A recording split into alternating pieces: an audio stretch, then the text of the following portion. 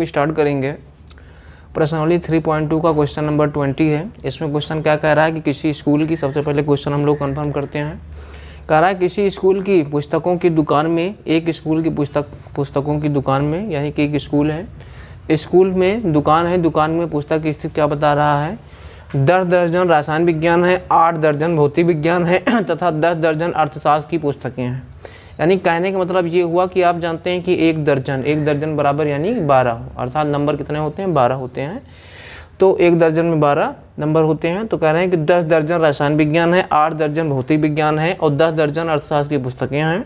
तो कह रहा है कि इन पुस्तकों का विक्रय मूल्य, यानी कहने का मतलब आपकी ये हुआ, पहले कंफर्म कर लीजिए कि इन पुस्तकों का विक्रय मूल्य यानी कहने का मतलब ये है कि जब जो 10 दर्जन का होगा, यानी कि कहने का मतलब ये है कि किसका, पहले आपका रसायन विज्ञान है, तो रसायन विज्ञान की कंडीशन में जो है 80 दिया गया है। उसके बाद कितना दिया गया भाई, रसायन विज्ञान का 80 दिया गया है। उसके बाद आपको दिया गया है भौतिक विज्ञान आपको दिया गया है 60 दिया गया है। और उसके बाद अर्थशास्त्र आपको दिया गया है 40% शुल्क दिया गया है। ठीक, तो कह रहा है कि आव्यूह बीजगणित के प्रयोग द्वारा ज्ञात कीजिए कि इन सभी पुस्तकों को बेचने से दुकान को कुल कितनी धनराशि प्राप्त होगी। तो सबसे पहले क्वेश्चन में आपको जो कुछ दिया गया है वो कर लेते हैं। तो सबसे पहले आप क्या करेंगे, यहाँ पे आप लिख देंगे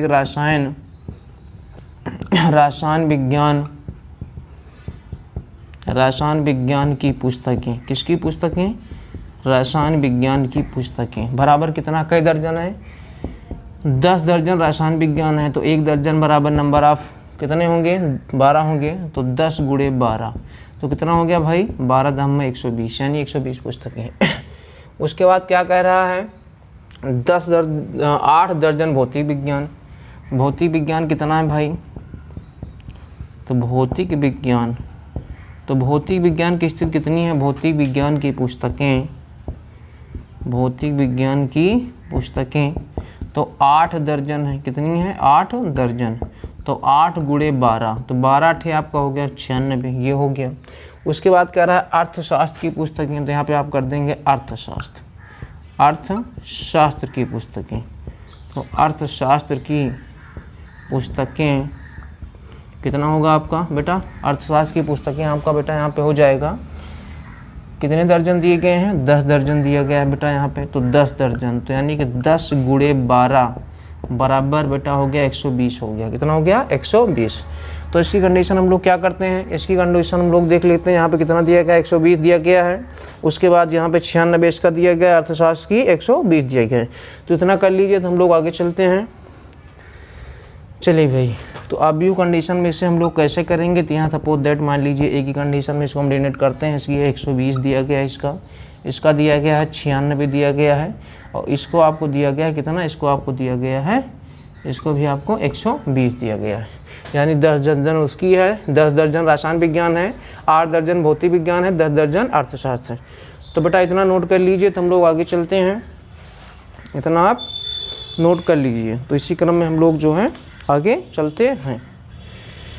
चलिए भाई, साइड में थोड़ा इसको हम लोग इरेज करते हैं। यहाँ पे रसायन विज्ञान का मूल्य कितना है, और रसायन विज्ञान का मूल्य कितने रुपये हैं। रसायन विज्ञान का मूल्य आपको दिया गया 80 रुपया, 80 रुपया आपको दिया गया है।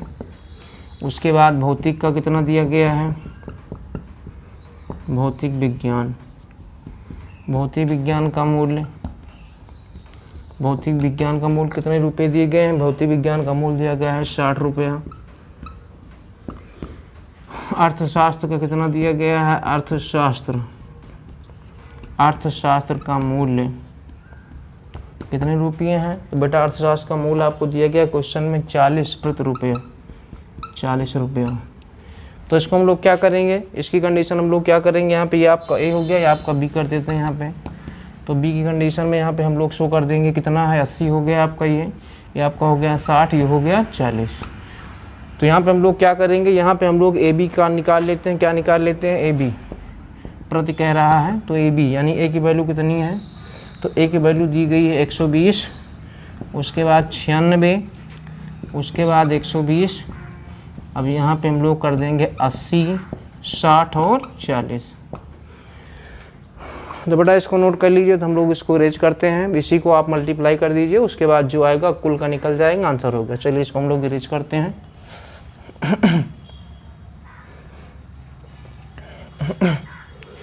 तो यहाँ से क्या होगा, हम लोग यहाँ पे निकालेंगे तो आपका हो जाएगा 120 को 80 से कर देंगे मल्टीप्लाई, तो 120 गुणे 80 हो गया, प्लस 96 को 60 से, तो 96 गुणे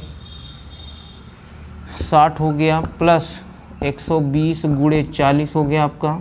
तो यहाँ पर हो गया 0 0, 12 8 96 प्लस 0 हो गया, 6 छंग 36 हो गया, और आपका 9 छंग 54, 54 और 3 आपका कितना हो गया 54, 54 3 57 हो गया, प्लस 0 0 हो गया, 12 चौक 48। तो बेटा इसको हम लोग प्लस कर लेते हैं, 5 7 6 0, यहाँ पर हो गया 48, 0 6 हो गया।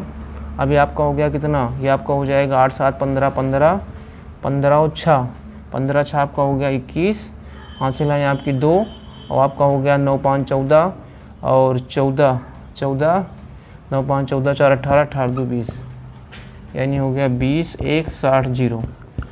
तो बेटा कंप्लीट हो गया, इसको नोट कर लीजिए। तो हम लोग आगे चलते हैं। चलिए इसी क्रम में हम लोग इसको अरेंज करते हैं। क्वेश्चन नंबर 20 आपका कंप्लीट हुआ। हम लोग देखते हैं क्वेश्चन नंबर 21।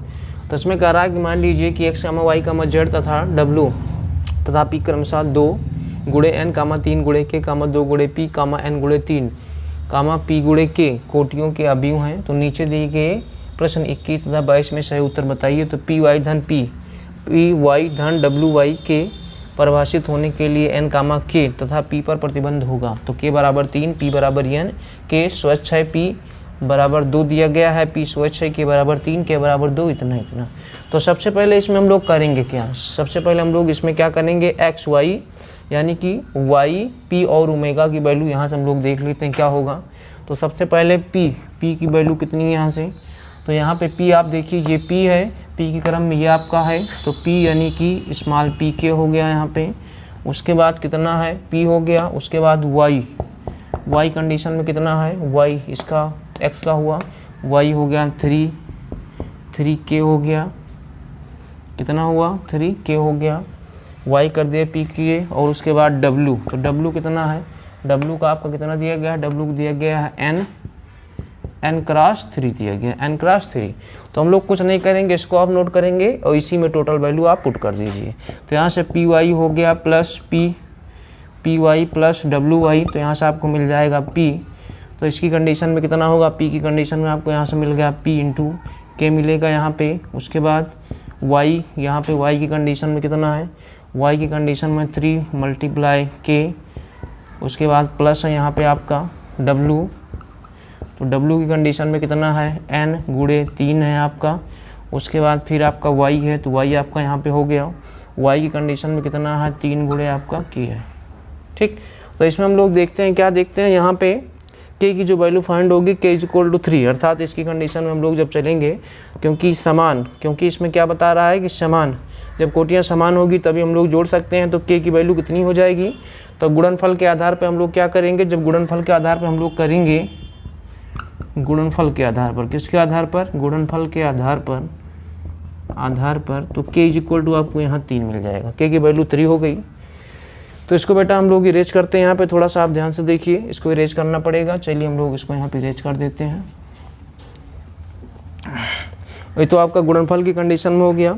उसके बाद हम लोग देखेंगे यहाँ पे k इक्वल है, अर्थात क्या होगा यहाँ पे, तो उससे कोई वैल्यू आपको यहाँ पे, अर्थात p और कितना दिया गया है, p और आप कितना pk है, तो अर्थात यहाँ पे आपका हो जाएगा ये p हो गया।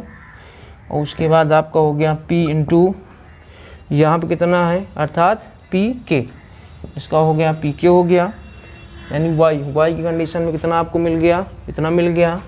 और प्लस यहाँ पे y की कंडीशन में जब आप लेंगे इसको, तो y की कंडीशन में आपको कितना मिल जाएगा, तो यहाँ से आपको n इंटू के मिल जाएगा। इस पर कितना, क्योंकि 3 तो आप यहाँ पे कर दिए हैं, तो n इंटू के हो गया। अब यहाँ पे हम लोग क्या करेंगे, क्योंकि जब उनकी कोटियाँ बराबर होंगी तभी हम लोग बराबर कर सकते हैं।